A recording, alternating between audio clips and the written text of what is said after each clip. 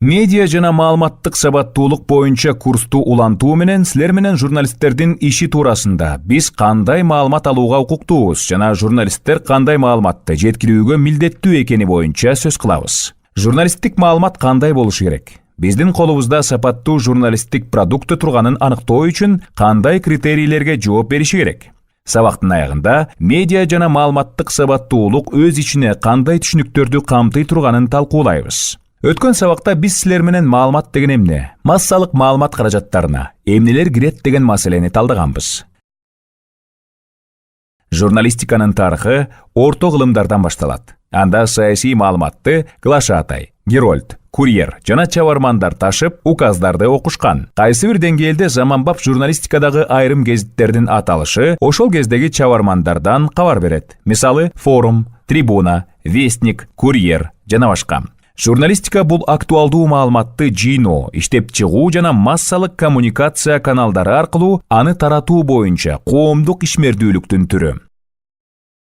Журналисттин негизги милдети адамдарга жаңы, такталган фактыларды кабарлоо. Журналисттин милдетине макала, жаңылык, реклама, репортаж, обзор, очерк жана башка табуу жана жазуу кирет. Мамлекет ММКнын ишине кийлигишүүгө укугу жок. Өз ишмердүүлүктөрүндө журналисттер этикалык кодекске таянышат. Журналисттердин этикалык нормалары кесиптик коомчулуктун өзүн өзү тескөө системасында маанилүү элемент. Алар журналисттин маалыматты бир нече булактан текшерүүгө, кандай маселе болбосун бир нече тараптын көз карашын чагылдырууга милдеттендирет. Маалымат кандай болууга тийиш? Чындыкка дал келген, актуалдуу, ыкчам, түшүнүктүү, толук, өз убагында берилген, так.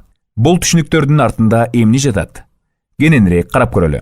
Объективдүү маалыматты туура иштеген датчиктерден, ченегич аспаптардан алууга болот. Маалымат качан объективдүү болот? Эгер журналисттин материалга карата алдын ала пикири болбосо, эгер ал өз пикирине далилдерди эмес, чындыкты издесе, бул журналист өз пикирине ээ болууга укуктуу эмес дегенди түшүндүрбөйт. Бул ал өзүнүн материалдарында жалаң гана өз пикирине далил издебеши керек дегенди түшүндүрөт. ММК материалдарындагы тең салмактуулук, окуянын, процесстин, конфликттин бардык тараптарына сөз берүү. Бул алтын эреже болуп саналат. Эки талашкан тараптан тышкары, адатта үчүнчү тарап болушу мүмкүн. Калыс, эксперттин көз карашы, окуяга сырттан көз салып турган талдоочунун пикири. Мисалы, эгер журналистке пациенттер кайрылып, райондук ооруканадагы саламаттыкты сактоо кызматтарын алуудагы начар абалды чагылдырууну суранса, журналист оорукананын жетекчисинин оюн угууга, зарыл болсо саламаттыкты сактоо министрлигинин өкүлдөрүнө же анын алдындагы ведомстволордун өкүлдөрүнө сөз берүүгө милдеттүү.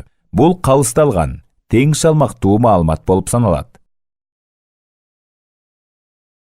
Мисалы, тарыхчынын кыялы өткөн доорлор туурасында толук маалыматка ээ болуу. Бирок тарыхый маалыматтар эч качан толук болбойт. Жана маалыматтын толуктугу тарыхый доордон узаган сайын азая баштайт. Ал тургай биздин көз алдыбызда өткөн окуялар толугу менен документтештирилбейт. Көп нерселер унутулат. Эскерүүлөр өзгөрө баштайт. Толук эмес маалымат туура эмес бүтүмгө же чечимге алып келиши мүмкүн. Маалымат эки себептен актуалдуу эмес болуп калышы мүмкүн. Же ал эскирип калышы мүмкүн, же өтө деле маанилүү эмес, маанисиз болушу ыктымал. Маалыматтын эскириши бул убакыттын өтүшү менен анын баалуулугунун жоголушу. Маалыматты убакыт эскертпейт. Тактаган, толуктаган же толук четке каккан жаңы маалыматтын чыгышы эскертет. Журналисттер биринчи кезекте өз окурманына же көрөрманына кызмат кылат. Журналисттин чеберчилиги эң татаал нерселерди жөнөкөй тил менен түшүндүргөнүндө. Маалыматтын түшүнүктүү болушу журналисттик стандарттардын бири болгон материалдын жеткиликтүүлүгүн ишке ашырат. Болбосо журналисттер мыкты материал даярдашы мүмкүн. Бирок аны түшүнүксүз тил менен баяндап берсе, мисалы кесиптик лекция пайдалануу, адамдарга маалымат берүүгө болгон бардык аракеттери текке кетет.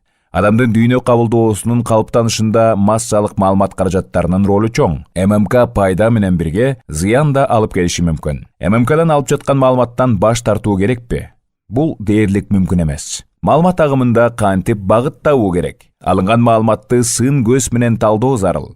Медиа сабаттуулук бул адамдын ММК ролун жана функциясын түшүнүү. Медиа контентти сын көз менен анализдеп баалоо. ММКны демократиялык максаттарга, маданияттар аралык диалогко, билим алууга пайдалануу. Жеке өзүнүн медиа контентин өндүрө билүү жөндөмдүүлүгү. Өз алдынча медиа продукт жасай билүү жөндөмдүүлүгү. Азыркы учурда бизди жогорку технологиялык чөйрө курчап турат. Символдар менен белгилердин чөйрөсү. Медиа тексттердин көмүскө мааниси дайыма өсүү үстүндө.